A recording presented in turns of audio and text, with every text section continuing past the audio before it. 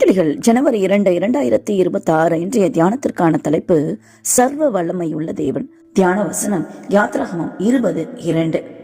உன்னை அடிமைத்தன வீடாகிய எகிப்து தேசத்திலிருந்து புறப்பட பண்ணின உன் தேவனாகிய கர்த்தர் நானே. ஏலோஹிம் என்பதுதான் தேவன் என்பதற்கான எபிரேய வார்த்தை. பலத்தவர் என்பது அந்த வார்த்தையின் அர்த்தங்களில் ஒன்று. எகிப்து தேசத்தின் அடிமைத்தனத்திலிருந்து இஸ்ரவேலரை விடுவித்ததில் தேவனுடைய பலம், அதாவது அவருடைய வல்லமை வெளிப்படுகிறது.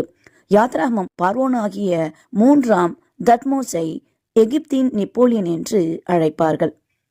அவருடைய காலத்தில் எகிப்தானது கிமு 15ஆம் நூற்றாண்டின் மாபெரும் வல்லரசாக இருந்தது.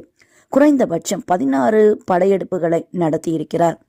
ஸ்வீடானிலிருந்து ஐபராத்து நதி வரை இருந்த நிலப்பரப்பு அவருடைய கட்டுப்பாட்டில் இருந்தது. கானான் முழுவதும் அவருக்கு கப்பம் கட்டி வந்தது. அந்த பேரரசைத்தான் அவரிலும் பலத்தவராகிய தேவன் செங்கடலில் மூழ்கடித்தார். சாமானியர்கள் தங்கள் தேவனோடு இருந்தால் அவர்களை அழிக்க எந்த கொம்பனாலும் முடியாது. 1558 நவம்பர் 17 முதலாம் எலிசபெத் ராணி இங்கிலாந்தின் அரசியானார். இவருக்கு முன் ராணியாக இருந்த முதலாம் மேரி தான் ஆட்சி செய்த 5 ஆண்டுகளில் ஆர்ச் பிஷப் தாமஸ் கிரன்மர் உட்பட கிட்டத்தட்ட 280 புரோட்டஸ்டன்ட்களை கொன்றிருந்தார். பரவாயில்லை, மரணம் என்பது தூக்கம்தானே. இயேசு அவர்களை எழுப்பி விடுவார். இங்கிலாந்தில் ராணி எலிசபெத் பதவியேற்ற பிறகுதான் அங்கே புரோட்டஸ்டன்ட் சபை வளர ஆரம்பித்தது. அவரை தேவதுரோகி என்று போப் அறிவித்தார். இங்கிலாந்தை அழிப்பதற்கு ஸ்பெயின் தேசம் திட்டமிட்டது. அக்காலத்தின் மிகப்பெரிய கப்பல் படையை ஸ்பெயின் 1588 உருவாக்கியது. 130 கப்பல்கள், 8000 மாலுமிகள், 18,000 வீரர்களை கொண்ட பெரிய படை. இந்த படை தோற்குமா என்றுதான் நினைத்தார்கள். இங்கிலாந்தை இவர்கள் தாக்கிய போது ஸ்பெயின் படையை கடுமையான புயல் தாக்கியது. கிட்டத்தட்ட பாதி கப்பல்கள் கடலில் மூழ்கின.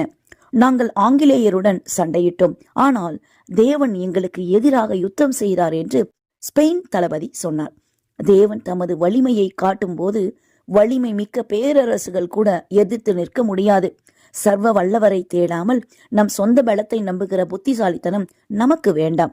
தம்மை பற்றி உத்தம இருதயத்தோடு இருக்கிறவர்களுக்கு தம்முடைய வல்லமையை விளங்க பண்ணும்படி கர்த்தருடைய கண்கள் பூமி எங்கும் உலாவிக் கொண்டிருக்கிறது என்று 2 நாளாகமம் 16:9 வாசிக்கிறோம். கர்த்தரையும் அவர் வல்லமையையும் நாடுங்கள், அவர் சமூகத்தை நித்தமும் தேடுங்கள் என்று 1 நாளாகமம் 16:11 வாசிக்கிறோம்.